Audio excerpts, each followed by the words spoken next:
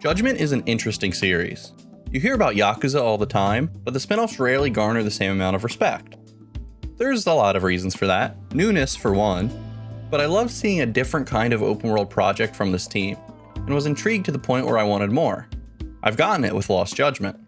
To be frank, I kinda needed more Judgment in my life. The void of a mainline, not like a dragon Yakuza has been a huge contributing factor. But Judgment has created this nice little lore niche for itself that I have to see more of. Similar to the Phoenix Wright series, Ryuga Gotoku could go full Perfect Strangers, Family Matters, or Happy Days verse on this, doing spin-offs of spin-offs until they get around to more Yakuza. I'm so glad to be back in this world again with Detective Takayuki Yagami. No, it's still not perfect. Some investigations are a drag just like the first, and we'll get into that. But those are often followed by some unique and thrilling moments, and the characters vibe just right. You remember who made this game, and why they have the reputation they do.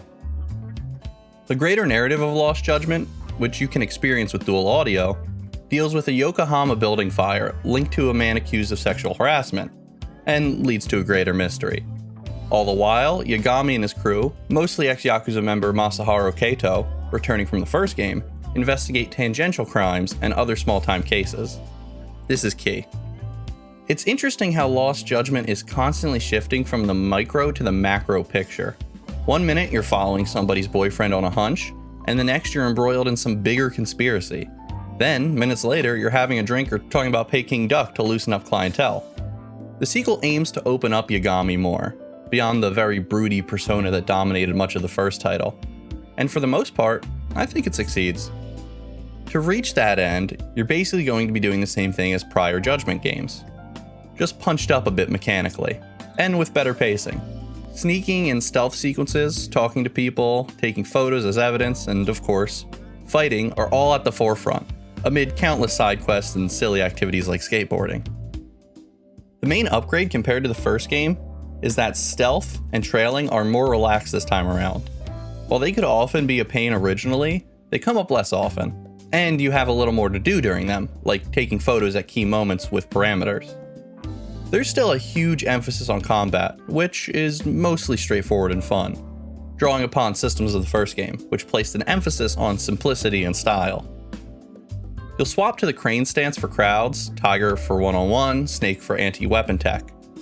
On higher difficulty settings, you need to pay attention to some of the nuances of those stances, and that juice is worth the squeeze. Even before pumping any amount of XP into abilities or stats, the core combat of Lost Judgement is focused on arcade action.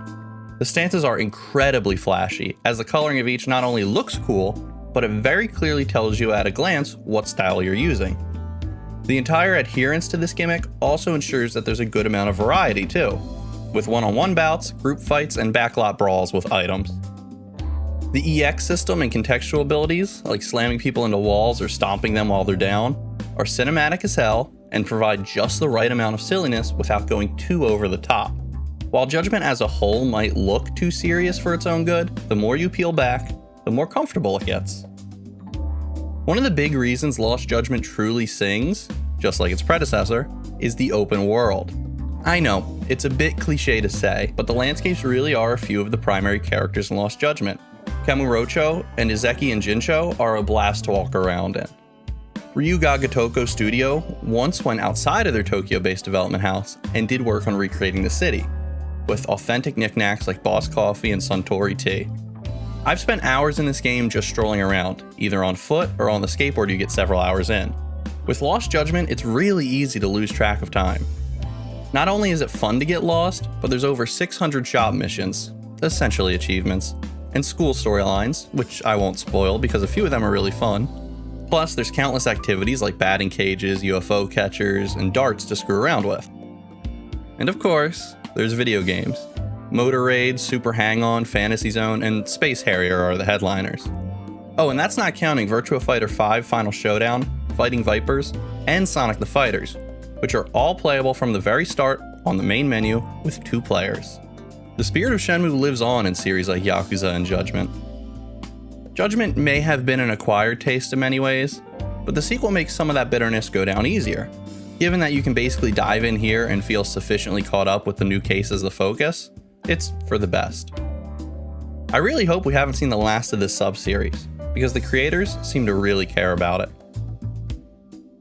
Thanks for watching. Please remember to like for more reviews like this, subscribe, and to see the written review as well as other video game news and reviews, head on over to Destructoid.com.